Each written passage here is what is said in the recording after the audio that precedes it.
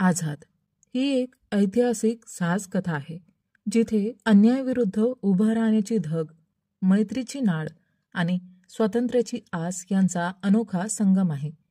एक साध्या तरुणाचा प्रवास, जो परिस्थितीमुळे बंडखोर बनतो आणि आपल्या मातीच्या स्वाभिमानासाठी लढा देतो, यावर ही कथा आधारलेली आहे.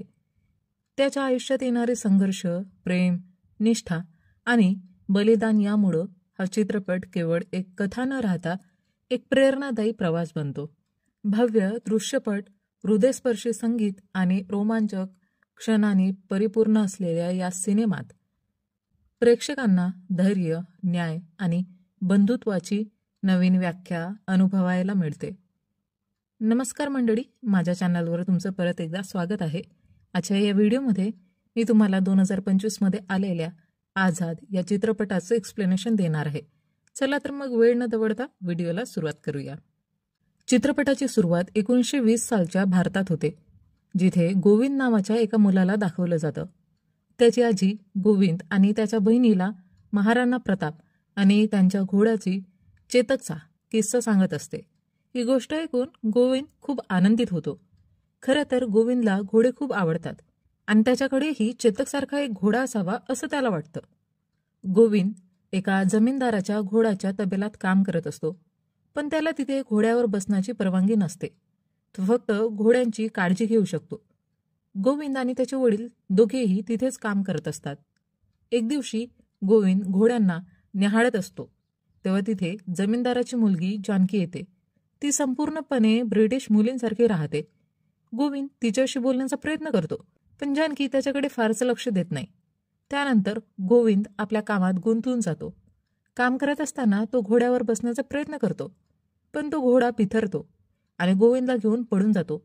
जानकी हे सगळं पाहते, तेव्हा जमीनदाराला कळतं की गोविंद त्याच्या घोड्यावर बसला होता. तेव्हा तो गोविंदच्या वडिलांना सांगतो की त्यांनी गोविंदला चापकाने मारावे. गोविंदचे वडील तसंच करतात, पण जानकी त्यांना थांबवण्याचा प्रयत्न करते. मात्र तिचे वडील तिचं ऐकत नाही. अखेरीस सर्व लोक एकत्र येऊन जमीनदाराची माफी मागतात आणि तो गोविंदला सोडतो. गोविंदला खूप राग आलेला असतो, कारण त्याला वाटतं की जानकीने त्याची तक्रार केली आहे. त्यामुळं तो ठरवतो की तो जानकीचा बदला घेईल. दुसरीकडे जमीनदार जानकीचं लग्न एका ब्रिटिश अधिकाऱ्याच्या मुलाशी लावून द्यायचं ठरवतो. म्हणून तो जानकीला ब्रिटिश मुलींप्रमाणे राहायला भाग पाडतो, जेणेकरून तो ब्रिटिश मुलगा तिला पसंत करेल.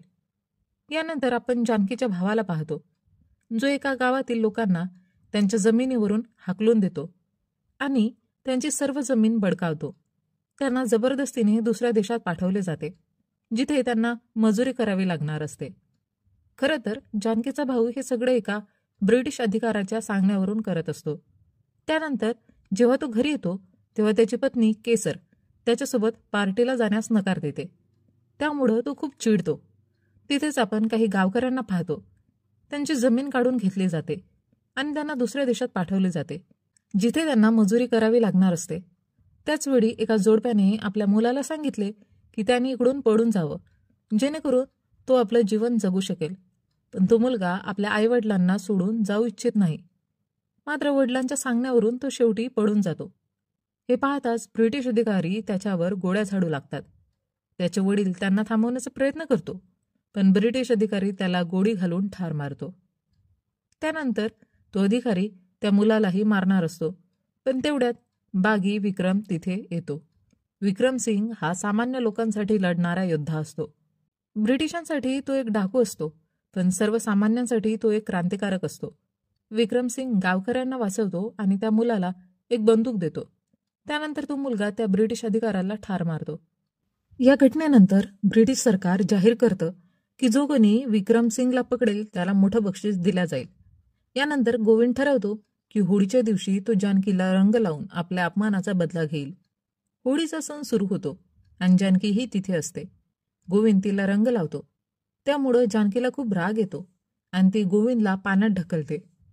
हे पाहून गोविंद खूप घाबरतो, कारण त्याला वाटतं की जानकी ही गोष्ट तिच्या वडिलांना सांगेल आणि मग जमीनदार त्याच्यासोबत काय करेल याची कल्पनाही त्याला नकोशी वाटते. त्यामुळं आपल्या मित्रांच्या सांगण्यावरून तो लगेच तिकडून पळून जातो. गोविंद पळत असताना एका ठिकाणी पोहोचतो, जिथे त्याला एक घोडा दिसतो. त्या घोड्याचे नाव असते आझाद आणि गोविंदला तो पहिल्या नजरेतच खूप आवडतो. तेव्हाच गोविंद पाहतो की आझाद हा विक्रमसिंगचा घोडा आहे आणि विक्रमसिंग तिथे केसरला भेटायला आला आहे. केसर विक्रमसिंगला बोलते की त्याने तिला आपल्यासोबत घेऊन जावं, पण विक्रमसिंग नकार देतो. तो तिला समजावतो की त्याला जीवाचा धोका आहे आणि त्याच्यासोबत गेल्यास केसरही संकटात येईल. म्हणून तो केसरला सांगतो, मी जिवंत राहिलो किंवा नाही, पण तुला मात्र जिवंत राहायचं आहे. असं म्हणत तो आझादसोबत तिकडे निघून जातो. गोविंद त्याच्या मागे धावतो. दरम्यान केसर जेव्हा घरी परत येते तेव्हा तिचा नवरा तिला विचारतो की कुठे गेली होती. तेव्हा केसर त्याला खोटं सांगते की ती मंदिरात गेली होती, पण तिच्या नवऱ्याला माहिती असतं की ती विक्रमला भेटायला गेली होती. तो तिला सांगतो, मी आत्ताच तुला मारू शकतो, पण आधी मी विक्रमचा खात्मा करेन, कारण मला माहिती आहे की तू त्याच्यावर प्रेम करतेस. यानंतर आपण पाहतो की विक्रमसिंगचे लोक गोविंदला पकडतात, कारण त्यांनी पाहिले होते की गोविंद विक्रमचा पाठलाग करत होता. ते त्याला प्रश्न विचारतात. तेव्हा गोविंद सांगतो की तो विक्रमचा नाही तर आझादचा पाठलाग करत होता. गोविंद विक्रमला सांगतो की त्याला आझाद खूप आवडलाय.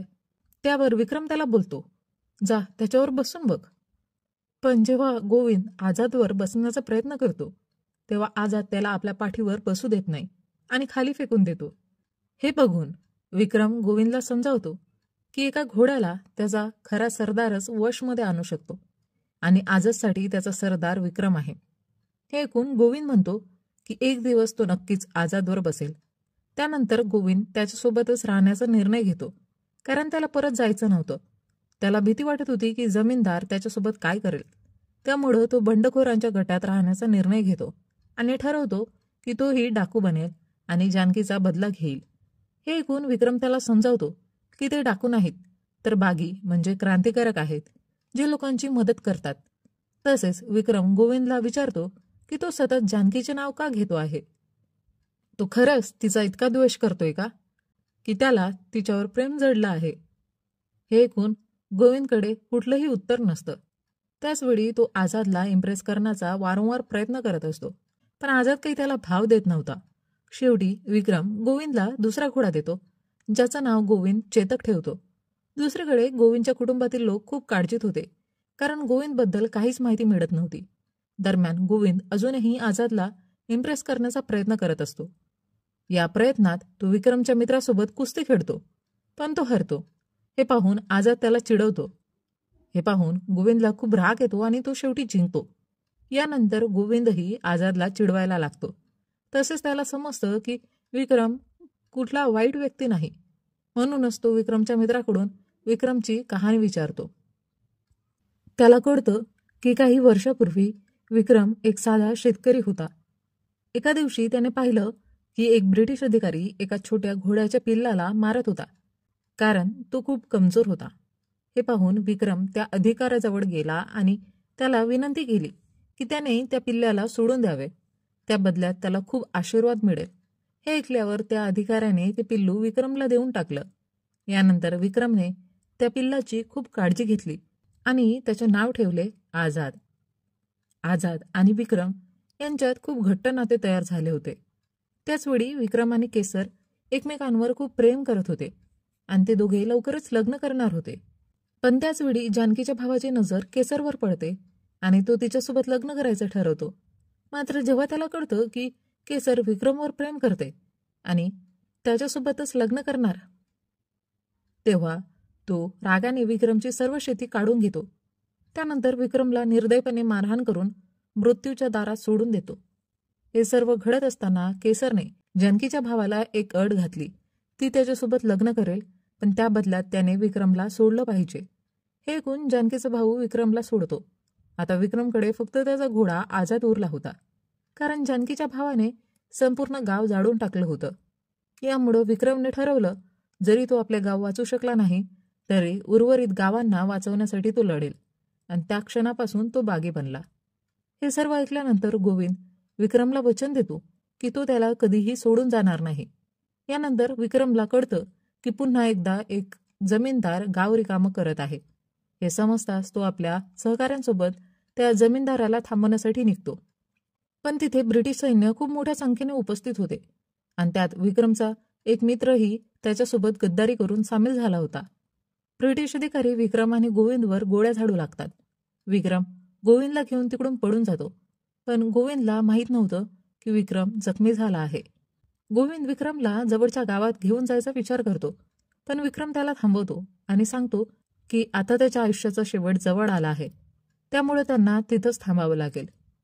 विक्रम गोविंदला बोलतो की त्याने आझादची काळजी घ्यावी, त्याला समजून घ्यावं आणि त्याचा खरा सरदार बनावं. हे बोलून विक्रमचा मृत्यू होतो.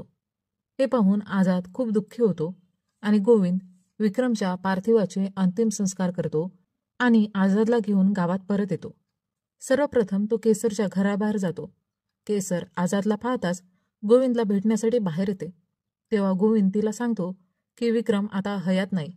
हे ऐकताच केसर जोरजोरात रडू लागते, कारण तिला माहिती असतं की या सर्व गोष्टींच्या मुळाशी तिचा नवरा आहे.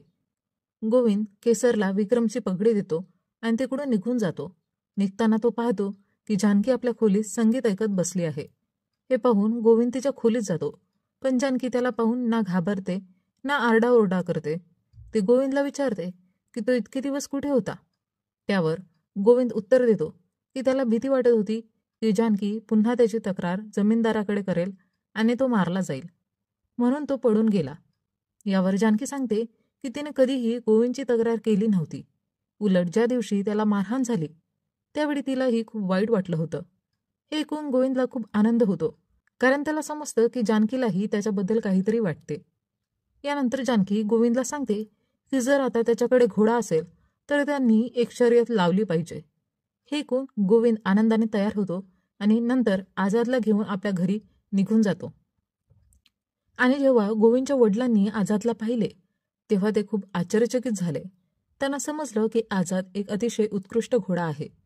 त्यामुळे त्यांनी गोविंदला सुचवलं होतं की त्याने हा घोडा जमीनदाराला देऊन टाकावा. त्यांना भीती होती की जर जमीनदाराला समजलं की त्यांच्या घरी असा घोडा आहे तर ते जबरदस्तीने त्याला काढून घेईल. त्यामुळे ते म्हणाले की त्यापेक्षा आधीच तो स्वतःहून त्याने देऊन टाकलेला बरा. मात्र गोविंद याला स्पष्ट नकार देतो आणि सांगतो की हा विक्रमसिंगचा घोडा आहे आणि तो त्याला कुठेही जाण्याची परवानगी देणार नाही. हे कोण आझादचे वडील म्हणतात की जर त्याला आझादला कोणालाही द्यायचं नाही तर त्याला उघड्यावरही ठेवता येणार नाही. त्यामुळे गोविंदने त्याला कुठेतरी लपवले पाहिजे. हे कोण गोविंद त्या रात्री आझादला आपल्या घरातच ठेवतो आणि दुसऱ्या दिवशी एक निर्मनुष्य जागी राहण्याची व्यवस्था करतो. गोविंद स्वतःही आझादसोबतच तिथे राहू लागतो. तो आझादला खाऊ घालण्याचा प्रयत्न करतो, पण आझाद इतका दुःखी असतो की काही खाण्याऐवजी फक्त पाणी पित राहतो. गोविंदला समजत नाही की आझादला कसे खाऊ घालावे. तो याविषयी जानकीशी बोलतो. तेव्हा जानकी त्याला एक उपाय सुचवते. जर आझाद फक्त पाणी पित असेल तर त्याने त्या पाण्यात हरभऱ्याचे दाणे टाकावे, जेणेकरून आझाद त्यांना खाईल. आणि गोविंद हेच करतो आणि आझाद अखेरीस काहीतरी खाण्यास सुरुवात करतो. हे पाहून गोविंद खूप आनंदी होतो आणि ठरवतो की दुसऱ्या दिवशी तो जानकीसोबत घोड्यांची शर्यत खेळेल. मात्र दुसऱ्या दिवशीही आझाद त्याला आपल्या पाठीवर बसू देत नाही. त्यामुळे गोविंद चिडतो, कारण तो आझादसाठी सर्व काही करत होता, पण तरीही आझाद त्याला आपला मानायला तयार नव्हता. हे पाहून जानकी त्याला समजावते की आझादला मित्र नकोय, त्याला एक खरा सरदार हवा आहे, जो त्याच्या मागे पुढे फिरत राहणार नाही तर काहीतरी मोठं काम करणारा असेल. हे ऐकून गोविंदला समजतं की त्याने आझादसमोर एका खऱ्या सरदारासारखं वागलं पाहिजे. आणि जेव्हा तो तसं करतो तेव्हा आझाद त्याच्यावर खुश होतो आणि शेवटी त्याला स्वतःच्या पाठीवर बसण्याची संमती देतो. हे पाहून गोविंदचा आनंद गगनात मावत नाही. आता जानकी आणि गोविंद एकत्र खूप वेळ घालू लागले होते. त्याचप्रमाणे जानकीची घोडी आणि आझादही एकमेकांना पसंत करू लागले होते. त्यामुळे ते दोघेही बराच वेळ एकत्र असायचे. एके दिवशी जेव्हा जानकी आणि गोविंद घोडेस्वारी करत असतात तेव्हा तिथे जेम्स येतो. जेम्स हा जानकीचा भावी नवरा होणार होता. जेम्स जेव्हा आझादला पाहतो तेव्हा त्याला आझाद खूप आवडतो आणि तो कोणत्याही परिस्थितीत आझादला विकत घ्यायचे ठरवतो. मात्र गोविंद आझादला विकण्यास तयार नव्हता. हे ऐकून जेम्स खूप रागावतो, कारण त्याला आझाद मिळवायचाच असतो. तो याविषयी जमीनदाराला सांगतो. जमीनदार लगेचच गोविंदच्या वडिलांना बोलावतो आणि त्यांना धमकी देतो की जर त्यांनी आझादला दिलं नाही तर तो त्यांच्याकडून सर्व काही हिसकावून घेईल. हे ऐकून गोविंदचे वडील घाबरतात. गावातील लोक सुद्धा म्हणू लागतात की आझाद जमीनदाराला देऊन टाकावा, कारण जर आझाद तिथे राहिला तर संपूर्ण गाव धोक्यात येईल. त्याचवेळी गोविंदची आजी तिथे येते आणि सर्वांना विचारते की लोक असे अत्याचार किती दिवस सहन करणार. तेव्हाच गावकऱ्यांना समजतं की एक मोठी घोड्यांची शर्यत होणार आहे आणि जो कोणी ती शर्यत जिंकेल त्याला बक्षीस म्हणून काही पैसे मिळणार आहेत. त्याचवेळी गोविंद आझादला घेऊन येतो. आझादला पाहून सगळे गावकरी आश्चर्यचकित होतात, कारण आझाद खरोखरच अत्यंत सुंदर आणि ताकदवान घोडा असतो. गोविंद सगळ्या गावकऱ्यांसमोर ठरवतो की तो या शर्यतीत भाग घेईल. तो म्हणतो की जर तो जिंकला तर मिळालेल्या पैशांनी संपूर्ण गावाचे कर्ज फेडेल आणि जर तो हरला तर तो आझादला शांतपणे जमीनदाराला देईल. हे ऐकून गावकरीही त्याच्या बाजूने उभे राहतात आणि त्याला पाठिंबा देतात. यानंतर गावकरी जमीनदाराकडे जातात आणि त्याला सांगतात की गोविंदही त्या शर्यतीत भाग घेणार आहे. हे ऐकताच जमीनदार आधी खूप रागवतो, मात्र संपूर्ण गाव गोविंदच्या पाठीशी उभा असल्यामुळं तो त्याच्या विरोधात काहीही करू शकत नाही. म्हणून तो अखेरीस गोविंदला शर्यतीत भाग घेण्याची परवानगी देतो. यानंतर आपण जानकीला पाहतो. जिजाभाऊ हे नियोजन करत असतो की गोविंदकडून त्याचा घोडा कसा हिसकावून घेता येईल. जानकी जेव्हा हे ऐकते तेव्हा ती आपल्या भावाला सांगते की जर तो एक खरा पुरुष असेल तर त्याने पुरुषासारखं लढायला हवं, असं कपट मार्गाने नाही. त्यानंतर आपण गोविंदला पाहतो, जो काही कामासाठी बाहेर जातो आणि आझाद एकटाच राहतो. तेव्हाच तिथे एक माणूस येतो आणि आझादवर हल्ला करतो. पण त्याचवेळी गोविंदचे वडील तिथे येतात आणि आझादला वाचवण्याचा प्रयत्न करतात. या झटपटीत गोविंदच्या वडिलांना गंभीर दुखापत होते आणि तो माणूस आझादला तिकडून पळून नेतो. खरं तर हे सगळं जेम्सने करवलेलं होतं. जेम्स आझादवर स्वार होण्याचा प्रयत्न करतो, पण आझाद त्याला जवळही येऊ देत नाही. त्यामुळे जेम्स संतापतो आणि आझादला शूट करणार असतो. पण त्याचवेळी जानकी तिथे पोहोचते आणि जेम्सला थांबवते. ती जेम्सला सांगते की त्याला आझादपेक्षाही चांगला घोडा मिळेल, त्यामुळे त्याने आझादला मारू नये, त्याऐवजी इंग्लंडला पाठवावे. हे ऐकून जेम्सला ही कल्पना चांगली वाटते. त्यामुळे तो आझादला इंग्लंडला पाठवण्याची तयारी करतो. दरम्यान गोविंद जेव्हा घरी परततो तेव्हा आपल्या वडिलांची अवस्था पाहून त्याला सगळं समजतं. तेव्हा जानकीच्या भावाच्या माणसं तिथे येतात आणि गोविंदला पकडून नेतात. ते त्याला जबर मारहाण करतात. हे पाहून जानकीला वाईट वाटतं आणि ते गोविंदला वाचवण्यासाठी धावते.